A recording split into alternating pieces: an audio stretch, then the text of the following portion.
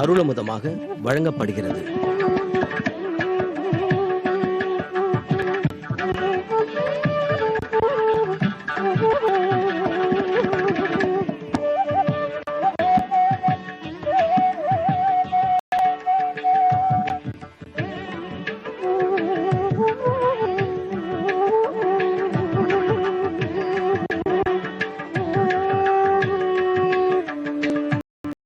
वेदवेद्ये परे पुंसी जाते दशरथात्मजे वेद प्राचेदसाद आसीत् साक्षात् रामायणात्मना. வேதத்தாலே கொண்டாடப்படும் திருமால் ஸ்ரீராமனாக அவதரித்த போது வேதங்களெல்லாம் ஒன்று திரண்டு ஸ்ரீ ராமாயணமாக பிறந்தன. ராமாயணத்தில் தற்போது அரண்ய காண்டத்தில் உள்ளோம். மாயமானாக மாரீச்சன் வேஷம் எடுத்துக்கொண்டு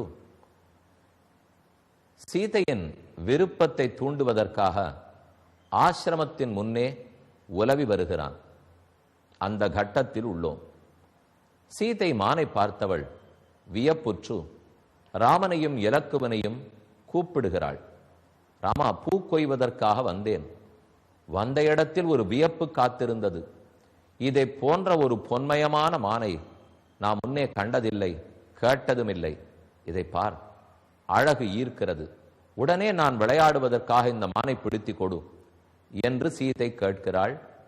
சீதை அந்த மானை ஆசைப்பட்டது இருக்கட்டும். மான் உலாத்திற்றே, ஆசையை தூண்டிற்றே. அழகால் தானே, உடல் அழகா அல்லது உள்ளத்தின் அழகா? ஏதோ உடம்பு தங்கமயமாக இருக்கும், வெள்ளிச்சரிகை போட்டிருக்கும், வைரக்கற்கள் பதித்திருக்கும். இதுவா அழகு? பக்தி தானே அழகு, வைராக்கியம்தானே அழகு. அந்த பக்தி, ஞானம், வைராக்கியம் ஆகியவை ஹனுமதி கிருதாலயா, ஹனுமானிடத்தில் குடிகொண்டிருந்தன. ஞானமா இருக்கட்டும், பக்தியா இருக்கட்டும், வைராக்கியமாக இருக்கட்டும், காரிய சித்தியாக இருக்கட்டும், அது தாட்சியமாக இருக்கட்டும், பொறுமையாக இருக்கட்டும், வலிமையோ, அனைத்தும் ஹனுமானிடத்திலே ஒன்று சேர்ந்திருந்தன. ஹனுமார் சந்நிதி ஆஞ்சநேயர் கோயில் என்றே பிரசித்தி பெற்றிருக்கும் ராம பக்த ஆஞ்சநேய பரத்வாஜ ஆசிரமத்தை அடைந்திருக்கிறோம். சென்னை பழவேற்காடு நெடுஞ்சாலை, அதில் வரும் பொன்னேரி, பொன்னேரி மார்க்கெட்டுக்கு அருகிலேயே இருக்கும் ஆச்சரியமான திருக்கோயில். இதோ ஆஞ்சநேய சுவாமியை தரிசித்துக் கொண்டிருக்கிறோம். கைகளை கூப்பி கொண்டிருக்கிறார். நீண்ட திருவால், அழகான திருநெற்றி, திருநாமம் துலங்குகிறது. வாயில் வெண்ணெய் சாத்தி கொண்டிருக்கிறார். செவந்த அதரம், செவந்த உதடுகள், நடுவிலே வெண்ணெய். தன்னுடைய திருமார்பில் ராமன், லக்ஷ்மணன், சீதை ஆகியோரை வெள்ளிப்பதக்கமாக சாத்தி கொண்டிருக்கிறார். எதற்காக ஹனுமானுக்கு வெண்ணெய் காப்பு சாத்துகிறார்கள்? எந்த கோவிலுக்கு போனாலும் ஆஞ்சநேயர் விதவிதமா அலங்காரம் பண்ணி, ஆபரணங்கள்லாம் உண்டோ இல்லையோ, வெண்ணெயில் ஓரொரு திருக்கோலம் சாத்துவார்கள். வெத்தலை மாலை சாத்தி கொள்ளுகிறார், வடை மாலை சாத்தி கொள்ளுகிறார். அதே அந்த வெண்ணையை சமர்ப்பிக்கும் போதே அதுல நிறைய மாதுளம்பழ முத்துக்கள்லாம் வச்சு அலங்காரம் பண்ணுவார். பச்சை சின்ன திராட்சை, அந்த திராட்சையை வைத்து அலங்காரம் பண்ணுவார்கள். இப்படி பலதும். இதனாலெல்லாம் அவருக்கு அழகு கூடி கைங்கரியம் பண்றதாத்தான் பக்தர்களுக்கு பெருவிருப்பம். அவர் எப்படியுமே அழகர். அந்த அழகுக்கு அலங்காரம் செய்யுமா போலே வெண்ணெய் காப்பு சாத்தி கொள்ளுகிறார். வெண்ணெய் நினைச்சவே என்ன தோணும்? வெண்ணெய் எடுக்கிறது அது ஒன்றும் சின்ன வேலை கிடையாது. இப்போ பாலை எடுத்து காய்ச்சணும், அதுக்கப்புறம் அதை உரகுத்தணும், மோராக்கணும். மோரை நன்னா கடைஞ்சி கடைஞ்சி எடுக்கணும், அப்புறம்தான் வெண்ணெய் திரளும். அப்ப பால்ல இருந்து எவ்வளவு வேலை பார்த்தா வெண்ணெய் வருது? பால் 10 படி இருக்கும், 10 படி வெண்ணெய் கிடைக்குமாண்ணா? அதுல இருந்து திரட்டி எடுத்தா தானே கிடைக்கும். அப்போ எத்தனையோ பக்தர்கள், எத்தனையோ ஞானிகள் வியர்த்தமா வீணா பொழுதை போக்கி கொண்டிருக்கலாம். உண்மையான ஞானமோ பக்தியோ இருக்காது. அதெல்லாத்தையும் கழிச்சுட்டு திரட்டி திரட்டி திரட்டி கடைஞ்சு கடைஞ்சு எடுக்கப்பட்டதானே ஹனுமானுடைய பக்தி. அதனாலதான் வெண்ணைய போல அவர் இருக்கிறார். வெண்ணெய் உருகுமா போலேன்னு சொல்றோம், வெண்ணெய் திரண்டு வருமா போலேன்னு சொல்றோம். வெண்ணெய் திரண்டு வரச்சே அப்படின்னு பேசிக்கிறோமோ இல்லையோ? அப்ப திரண்டு வருதுன்னால் கடைந்து கடைந்து எடுக்கணும். ராம பக்தி ஹனுமானிடத்தில் இருந்தது அப்படித்தான். கடைஞ்சு கடைஞ்சு தேவையில்லாத தண்ணீர் எல்லாத்தையும் தள்ளிட்டு திரட்டி எடுக்கப்பட்ட பக்தி ராமபக்த ஆஞ்சநேயர்.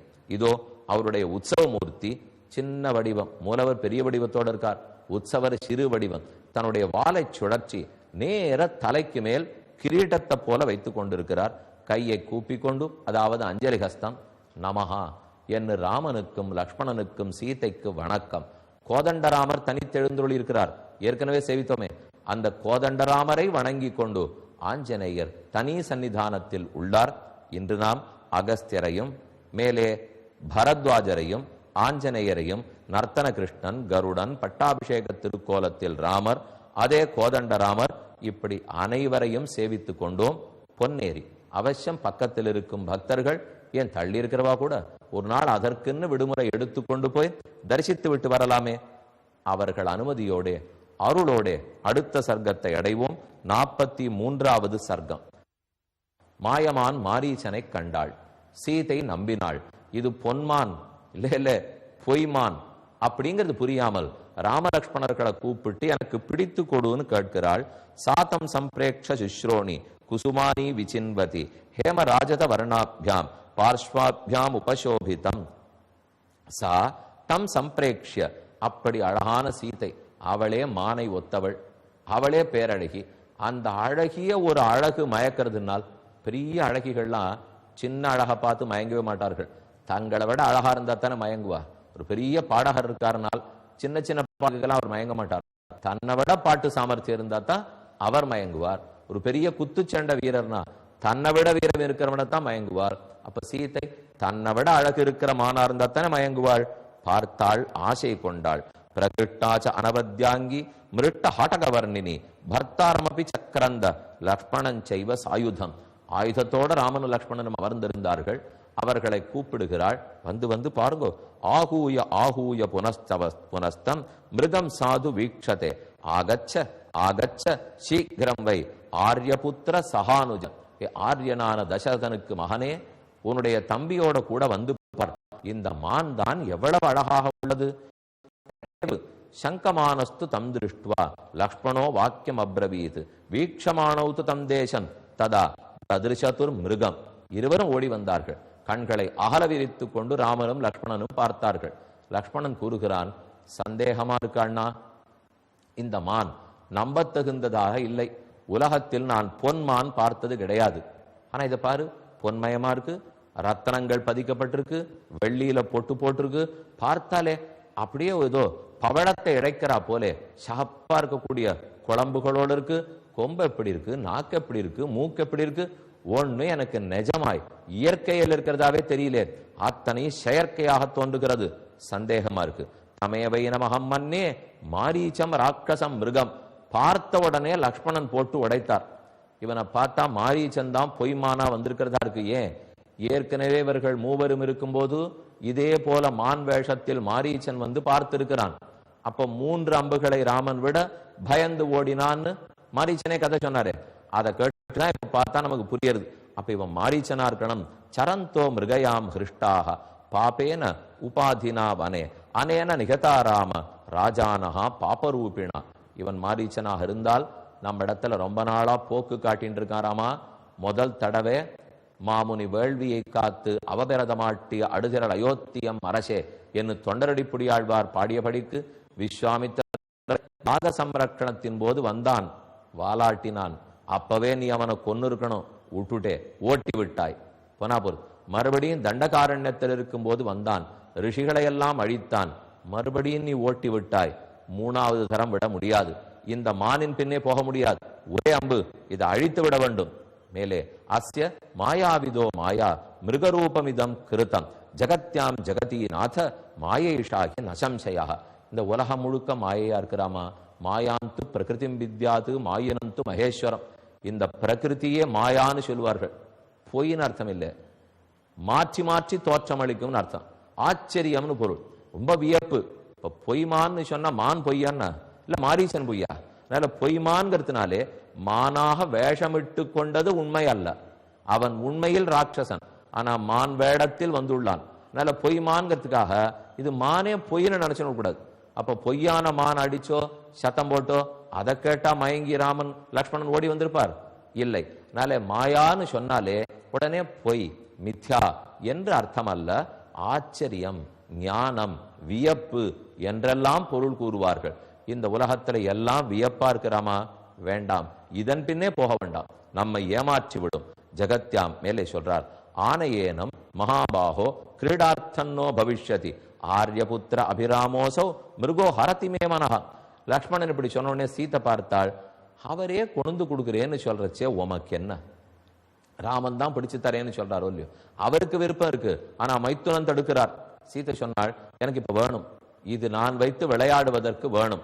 இங்கே பிடிச்சுனுட்டா நாட்டுக்கு போனப்புறம் என்ன பண்ணுவேன்னு கேட்கறியா? அந்த புறத்தை அலங்கரிக்கும். ஏன் ராணிகளுடைய அந்த புறத்திலே செல்ல பிராணிகள் இருக்காதா? அதை போல நான் அந்த புறத்தில் வைத்துக் கொள்ளுகிறேன். இப்பவே கூப்பிட்டு கொடு. இக ஆசிரமபதேஸ்மாகம் பகவ புண்ணிய தரிசனாக மிருகாச்சரந்தி சகிதாச்ச அமராக ஸ்ரமராஸ்ததா. மேலே ரிக்ஷாக பிருஷசங்காச்ச வானராக கிண்ணராஸ்ததா விஹரந்தி மகாபாகோ ரூபஸ்ரேஷ்டா மகாபலாக. இந்த ஆசிரமத்தை சுற்றி பலரும் உள்ளார்கள், ஆனா எனக்கு பிடிச்ச ஒரு மான் இல்லை. அதற்காக இந்த மான் எடுத்து வச்சுப்போம். நச்சான்ய சதிருஷோராஜன் திருஷ்டபூர்வம் மிருகோமயா. இதை போல ஒரு மானை முன்னும் பார்த்ததில்லை, இனிமேலும் நான் பார்க்க போறதில்லை. இப்ப கூறுகிறேன் கேள்.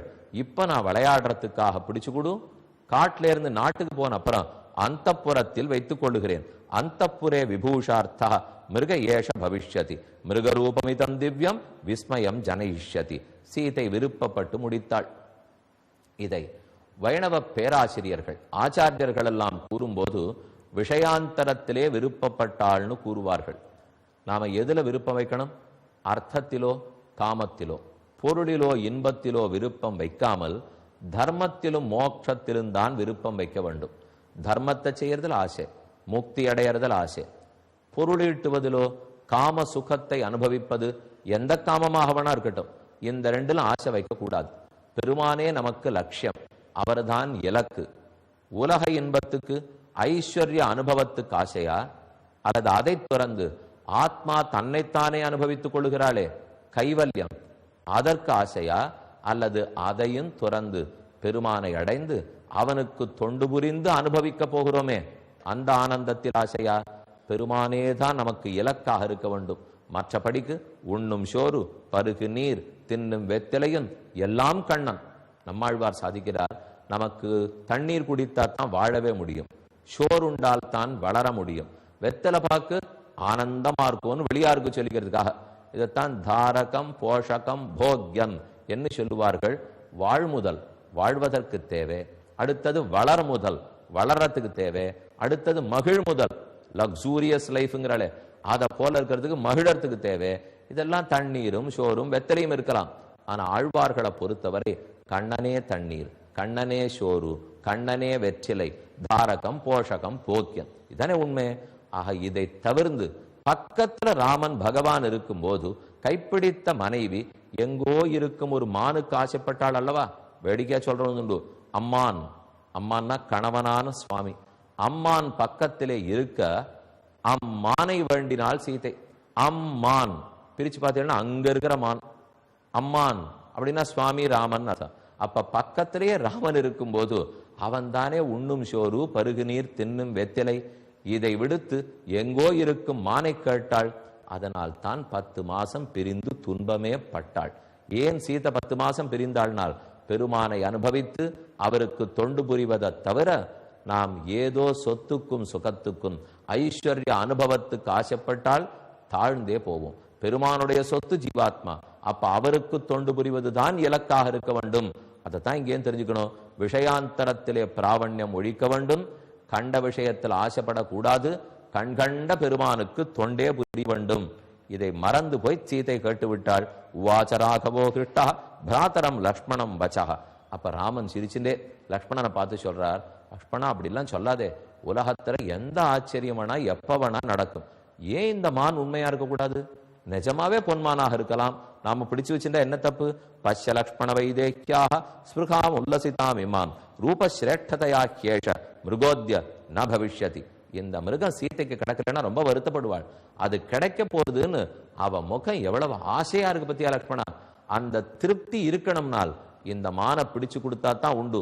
மேற்கொண்டு ராமன் ஏன் இந்த மானை பிடிக்க வேண்டும்ங்கிறதுக்கு பல காரணங்கள் கூறப்போகிறார், கேட்டுக்கொள்ளுவோம். அப்படியே பொன்னேரி ராம பக்த ஆஞ்சநேய பரத்வாஜ ஆசிரமத்திலிருந்து விடை பெற்றுக் கொண்டு புறப்படுவோம்.